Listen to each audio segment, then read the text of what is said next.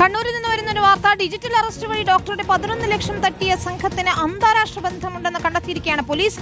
പഞ്ചാബുകാരനായ ജീവൻ റാമിനെ ലുധിയാനയിലെത്തിയാണ് police പിടികൂടിയത്. തയ്യൽ ജോലി മറയാക്കിയായിരുന്നു ഇയാളുടെ തട്ടിപ്പ്. എല്ലാ സംസ്ഥാനങ്ങളും തട്ടിപ്പ് സംഘത്തിന് കണ്ണികളുണ്ടെന്നാണ് പോലീസ് പറയുന്നത്. അഭിജിത്ത് മുഴക്കുന്നാണ് ചേരുന്നത്. അഭിജിത്ത്, ഓരോ ദിവസവും നമ്മൾ കേൾക്കുന്നുണ്ട് ഇത്തരത്തിൽ ഡിജിറ്റൽ അറസ്റ്റിന്റെ വാർത്തകൾ. കണ്ണൂർ പോലീസ് വിദഗ്ധമായി ഒരാളുടെ തട്ടിപ്പ് അത് പിടികൂടുന്നതൊക്കെ നമ്മൾ കാണുകയും ചെയ്തിരുന്നു. വളരെ വൈറലായിരുന്ന ദൃശ്യങ്ങളൊക്കെ. ഇപ്പോൾ ഈ ഡോക്ടറുടെ 11 ലക്ഷം തട്ടിയ സംഘത്തിന് അന്താരാഷ്ട്ര ബന്ധമെന്ന് സംശയിക്കാനുള്ള എന്തൊക്കെ കാര്യങ്ങളാണ് കണ്ടെത്തിയിരിക്കുന്നത്? വിനീത സൂചിപ്പിച്ചതുപോലെ തന്നെ ഈ അടുത്ത ഈ ഡിജിറ്റൽ അറസ്റ്റ് വഴിയുള്ള തട്ടിപ്പ് അത് വ്യാപകമാവുകയാണ്. അതിൽ മലയാളികളും ഉൾപ്പെടുന്നുണ്ട് എന്നുള്ളതാണ് ഈ അടുത്ത് നടന്ന സംഭവങ്ങൾ വ്യക്തമാക്കുന്നത്. നമ്മളിപ്പോൾ പറയുന്ന ഈ ഡോക്ടർ ഈ ഒരു തട്ടിപ്പിനിരയായത് നവംബർ 30-നായിരുന്നു.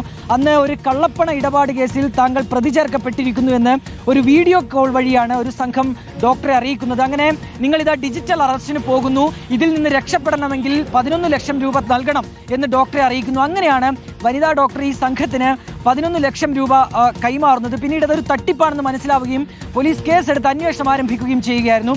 അങ്ങനെ ഈ ഫോൺ കോളുകളുടെയും അക്കൗണ്ട് വിവരങ്ങളുടെയും ഒക്കെ പുറകെ പോയ കണ്ണൂർ സിറ്റി സൈബർ പോലീസ് ടീമാണ് പഞ്ചാബിൽ വെച്ച് സാഹസികമായി ഈ ജീവൻ രാമിനെ പിടികൂടിയത്. ഇതിലൊരു പ്രധാനപ്പെട്ട കാര്യം വിനീത, അവിടെ ഈ തയ്യൽ ജോലിയൊക്കെ ചെയ്ത് ജീവിച്ചു വരികയായിരുന്നു ഈ ജീവൻ രാം. അയാൾ അവിടെ നാട്ടുകാരോടൊക്കെ പറഞ്ഞിരുന്നത് താൻ തയ്യൽ ജോലി ചെയ്യുകയാണ് എന്നുള്ളതാണ്. പക്ഷേ അതിനെ മറയാക്കി ഒരു സംഘത്തെ ഇയാൾ ഉണ്ടാക്കിയെടുത്തിരുന്നു. ഈ സംഘം പല സംസ്ഥാനങ്ങളിലുമുണ്ട്. എല്ലാ സംസ്ഥാനങ്ങളിലും ഈ തട്ടിപ്പ് സംഘത്തിന് കണ്ണികളുണ്ട്.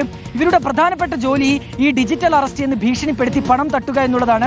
ഇതിൽ ഓരോരുത്തർക്കും ഓരോ ചുമതല ഏൽപ്പിച്ച് നൽകിയാണ് ഈ തട്ടിപ്പ് എന്നുള്ളതാണ് പോലീസ് നൽകുന്ന വിവരം. അതായത് ഒരാൾക്ക് ഈ വീഡിയോ കോൾ ചെയ്യാനുള്ള ചുമതലയായിരിക്കും, അതേസമയം മറ്റൊരാൾക്ക് അക്കൗണ്ടുമായി ബന്ധപ്പെട്ട ജോലിയായിരിക്കും, മറ്റൊരാൾക്ക് ഈ പണം മറ്റൊരു അക്കൗണ്ടിലേക്ക് മാറ്റുന്ന ജോലിയായിരിക്കും. അങ്ങനെ പല ആളുകൾക്കായി ഈ ജോലികൾ വീതിച്ചു നൽകിയാണ് ഈ തട്ടിപ്പ് നടത്തുകയും ചെയ്യുന്നത്. ഏതായാലും കൂടുതൽ പേർ ഇതിന് പുറകിലുണ്ട്. അവർക്കായുള്ള അന്വേഷണത്തിലാണ് സൈബർ പോലീസ് ഏതായാലും ഉള്ളത്.